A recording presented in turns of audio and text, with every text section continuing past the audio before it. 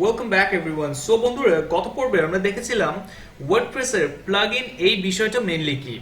So আজকে আমরা দেখব ওয়ার্ডপ্রেসে কিভাবে ইউজার ক্রিয়েট করতে হয়। সো আমি যদি এখন ইউজার ক্লিক করি, বাই ডিফল্ট দেখতে পাচ্ছেন যে এখানে একটা ইউজার ক্রিয়েট করা রয়েছে, যেটা হচ্ছে আপনি নিজে, মানে অ্যাডমিনিস্ট্রেশন। যখন আপনার ওয়ার্ডপ্রেসটা ইনস্টল হয় তখন একটা ইউজার ক্রিয়েট না করলে আপনার ওয়ার্ডপ্রেসটা কখনো ইনস্টল হবে না। সো বন্ধুরা দেখতে পাচ্ছেন যে একটা ইউজার ইনস্টল করা রয়েছে এবং কি এখানে তার ইউজার নেমটা দেওয়া রয়েছে, যেহেতু নামটা আমি অ্যাড করিনি সেহেতু সেটা দেয়া নেই। তার ইমেইল দেওয়া রয়েছে, তার রোলটা কি, মানে সে কি কি করতে পারবে, তার ক্ষমতা কতটুকু সেটা এখানে দেওয়া রয়েছে এবং কি সে কয়টা পোস্ট করেছে সেটা এখানে দেওয়া রয়েছে। এইখান থেকে আপনি যদি চান এখানে ক্লিক করে এখান থেকে ডিলিট করে দিতে পারবেন ইউজার, দেন অ্যাপ্লাই ক্লিক করলেই ডিলিট হয়ে যাবে। আমি এখন এটাকে ডিলিট করছি না। এরপর যদি চান তাদের রোলটাকে চেঞ্জ করতে, মানে এখন আমি অ্যাডমিনিস্ট্রেটর রয়েছি, আমি এটাকে সাবস্ক্রাইবার বানিয়ে দিব, তাহলে আপনি এখানে সাবস্ক্রাইবার ক্লিক করে চেঞ্জে ক্লিক করলে সাবস্ক্রাইবার হয়ে যাবে। একবার যদি সাবস্ক্রাইবার হয়ে যায় তাহলে আপনি এত অপশন পাবেন না, জাস্ট কয়েকটা মাত্র অপশন পাবেন। সো চলুন দেখা যাক যে কি কি অপশন পাওয়া যায়। আমরা একটা ইউজার ক্রিয়েট করে ফেলি। বাই ডিফল্ট ওয়ার্ডপ্রেসে হচ্ছে 5টা রোল দেওয়া থাকে, যেমন রয়েছে সাবস্ক্রাইবার, কন্ট্রিবিউটর, অথর, এডিটর এবং কি অ্যাডমিনিস্ট্রেটর, যেটার পাওয়ার সবচেয়ে বেশি। আমরা অলরেডি অ্যাডমিনিস্ট্রেটর কি কি পাওয়ার পাচ্ছে, মানে কি কি অপশন পাচ্ছে সেগুলো এখানে দেখতেই তো পাচ্ছি। সো চলুন আমরা অন্য আরেক টাইপের ইউজার ক্রিয়েট করি। তার জন্য সিম্পলি এখান থেকে অ্যাড নিউ ক্লিক করতে পারেন, অথবা এখান থেকেও অ্যাড নিউ ক্লিক করতে পারেন। আমি অ্যাড নিউ ক্লিক করছি। এরপর এখানে তার ইউজার নেম দিবেন। আমি এখানে তার ইউজার নেম দিচ্ছি নিউ ইউজার। এরপর তার ইমেল অ্যাড্রেস, তারপর নাম এবং কি লাস্ট নেম দিয়ে দিচ্ছি। তারপর একটা ওয়েবসাইট আপনি যদি দিতে চান দিতেও পারবেন, না দিলেও কোনো প্রবলেম নেই। এরপর তাদের এখানে একটা পাসওয়ার্ড দিয়ে দিন, যেমন পাসওয়ার্ড দিলাম পাসওয়ার্ড, সিম্পল পাসওয়ার্ড। এরপর আমি এটাকে হাইড করে দিচ্ছি, যেহেতু পাসওয়ার্ডটা খুব উইক সেক্ষেত্রে আমাদেরকে অবশ্যই এখানে কনফার্ম পাসওয়ার্ড করতে হবে। সো আমি কনফার্ম করে দিলাম। এরপর এই বিষয়টা একটু ইম্পর্টেন্ট, এই লাস্টের দুটো বিষয়। আমরা যে ইউজারটা ক্রিয়েট করছি এই ইমেল অ্যাড্রেসটা দিয়ে, এই ইমেইলে কি কোনো নোটিফিকেশন যাবে ইউজারের কাছে যে হ্যাঁ তোমার নামে একটি অমুক ওয়েবসাইটে একটা ইউজার ক্রিয়েট হয়েছে, তুমি ওই ওয়েবসাইটের এই দায়িত্বটা পেয়েছো, সো তুমি লগ ইন করে তোমার কাজগুলো করো, এই টাইপের কি কোনো নোটিফিকেশন যাবে? সেক্ষেত্রে আপনাকে অবশ্যই যদি চান যে যাক, তাহলে এটাকে টিকমার্ক দিয়ে দিতে হবে। এবং কি অ্যাট লাস্ট আপনার ইউজারের রোলটা কি হবে। আমি যদি এখান থেকে যদি এডিটর হিসেবে দেই, দেন অ্যাড ইউজার ক্লিক করে যদি দিই, সো ইউজারটা অ্যাড হয়ে যাচ্ছে। দেখতে পাচ্ছেন যে আমাদের ইউজারটা অ্যাড হয়ে যাচ্ছে, অলরেডি গিয়েছে।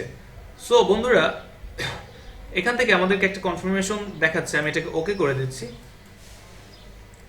এরপর দেখতে পাচ্ছেন যে বন্ধুরা আমাদের ইউজারটা অ্যাড হয়ে গেছে। সো চলুন দেখা যাক যে আমাদের এই এডিটরটা কি কি রোল পেল। সো এটা দেখার জন্য আমি একটা নতুন একটা ব্রাউজার ওপেন করছি। এরপর এখানে আমাদের ওয়েবসাইটের অ্যাড্রেসটা দিচ্ছি, আমি ব্যাক এন্ডে লগ ইন করবো /wp-admin।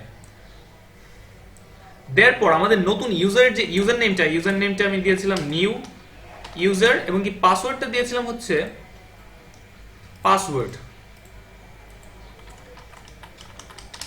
পাসওয়ার্ড দিয়ে যদি আমি এখন লগ ইন করি, সরি বন্ধুরা, আমি এখানে ইমেল অ্যাড্রেসটা দিচ্ছি, আমার ইউজার নেম এবং কি পাসওয়ার্ডটা ভুল হয়েছে। সো আমি আবার এখান থেকে রোলটাকে চেঞ্জ করে দিচ্ছি। আমি ওয়েট, এটাকে কপি করে আনছি।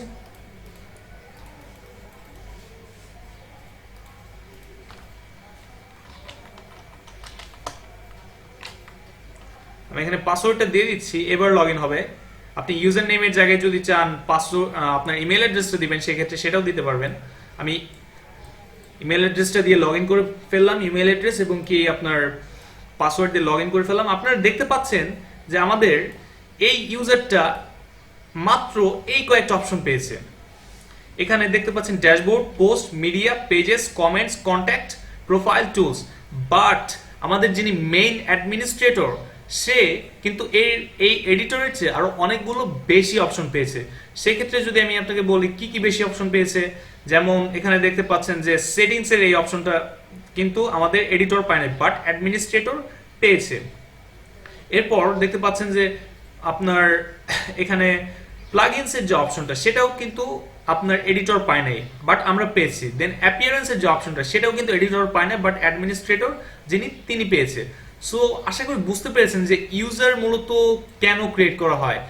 ইউজার মেইনলি আপনার ওয়েবসাইটে যখন আপনার অনেক বড় হয়ে যাবে তখন আপনি নতুন নতুন ইউজার ক্রিয়েট করে তাদেরকে তাদের দায়িত্বগুলো বুঝিয়ে দিবেন যে এতটুকু এতটুকু করে তোমরা কাজ করবে, তোমাদের পাওয়ার এতটুকু, তোমরা আমাকে হেল্প করার জন্য এতটুকু এতটুকু কাজ করো। এতে আপনার ওয়েবসাইটটাও সেফ থাকবে এবং কি আপনি আপনার হেল্পও পাবেন। অনেকে একসাথে মিলে কাজ করলে ওয়েবসাইটটা মেনটেন্স করা অনেক সুবিধা হবে। সো আশা করি বন্ধুরা বুঝতে পেরেছেন যে ইউজার কেন ক্রিয়েট করব এবং কিভাবে ক্রিয়েট করতে হয়।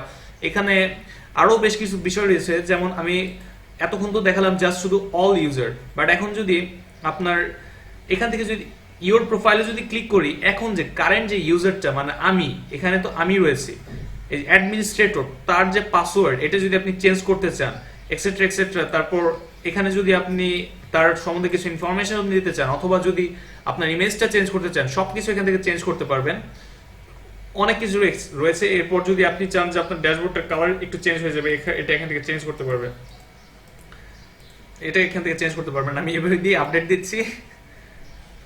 সো দেখতে পাচ্ছেন যে অনেকটা চেঞ্জ হয়ে গিয়েছে। সো বন্ধুরা আশা করি বুঝতে পেরেছেন যে ইউজার কিভাবে কাজ করে। আপনারা চাইলে অনেক কিছু করতে পারবেন এখানে। আমি জাস্ট এতটুকুই দেখালাম, আপনারা নিজেরা ঘেটে দেখবেন কি কি করা যায়। সো বন্ধুরা আজকের জন্য এতটুকুই থাকছে। সো দেখা হবে পরবর্তী ভিডিওতে। আল্লাহ হাফেজ।